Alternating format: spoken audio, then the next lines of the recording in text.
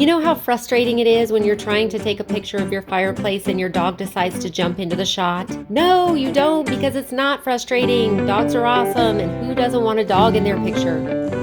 But if you ever do find yourself in a situation where you need to remove an object from a complicated background in Photoshop, even your poor little doggy, I'll show you the absolute best way to go about it, and it couldn't be easier. Not so long ago, we really only had a couple different options for dealing with these situations. The go-to tool has always been the trusty clone stamp. The clone stamp tool is very useful in certain situations, but in my opinion, not great for more complicated object removal like this one. You have to be so careful and make your selections so perfectly, but we just didn't have any other options. You alt-click to select where you want to sample from and then clone that area over top of what you want to get rid of. And what you end up with a lot of times is a mess and hours of your life that you'll never get back. The next thing I want to try is content-aware fill. I'm not sure how it's going to turn out. I kind of have an idea, but let's give it a try and see how it does. This technique can work great in certain situations, but again, it can be super frustrating in more complicated photos like this one where you have multiple different patterns and textures in the background. Here we've got the fireplace itself and the brick at different angles. All of these things can make content-aware fill less accurate. I'm going to make a rough selection, leaving a little extra space around the dog. Right-click and select Content-Aware Fill. Here you choose the area you want Photoshop to sample from to fill in the selection. So I'll sample the closest areas around him. Click OK. And you can see the result is not great. Too many textures and shapes for Photoshop to decipher. A better way to approach this might have been to sample a smaller area. I'll select this side of his head, and since it's only brick behind it, I can choose that as my sample area and hopefully get a much nicer result.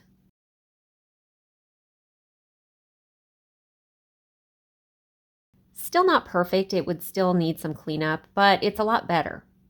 Then I would select this side and take my sample only from what's directly behind. Again, right-click, Content-Aware Fill, and this time I'll select the inside of the fireplace. As you can see, I get a terrible result this time. Content-Aware Fill works great over simple backgrounds most of the time, but in this case it just doesn't cut it. Now I'll try Generative Fill. With the dog selected, I'll click on Generative Fill in the contextual taskbar.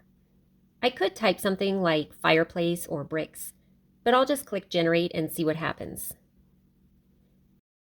Wow, look at that. Immediately, Photoshop's AI knew exactly what to place behind where the dog was. It even placed the fireplace screen in the right spot. You're always given 3 options to choose from. Here's option 2 and 3. I'll choose this one. I don't like whatever that is that was placed there, so I'm going to use the Remove tool to get rid of it. The Remove tool is another newer tool. It's in Photoshop 2024. It looks like a Band-Aid with stars around it. All I have to do is click and paint over what I want to remove. Just like that, it's gone. No cloning, no sampling, super simple. But wait a minute, could I have just used the Remove tool to remove the dog? Let's see. So I'm going to paint over him just the same. I don't have to be careful, just roughly paint over him, making sure I get all of him. And then let go.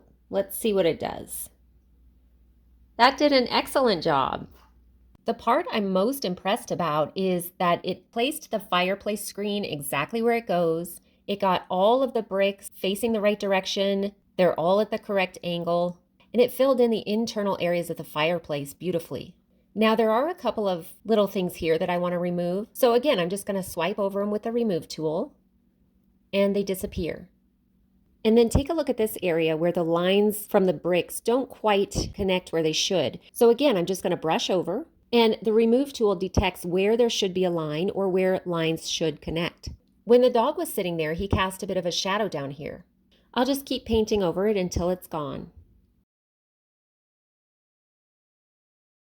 This is an amazing tool. It's so easy to use, and it did a great job even on this difficult background. So I'm just going to continue removing all of the artifacts on the fireplace that I don't want, simply by brushing over with the Remove tool.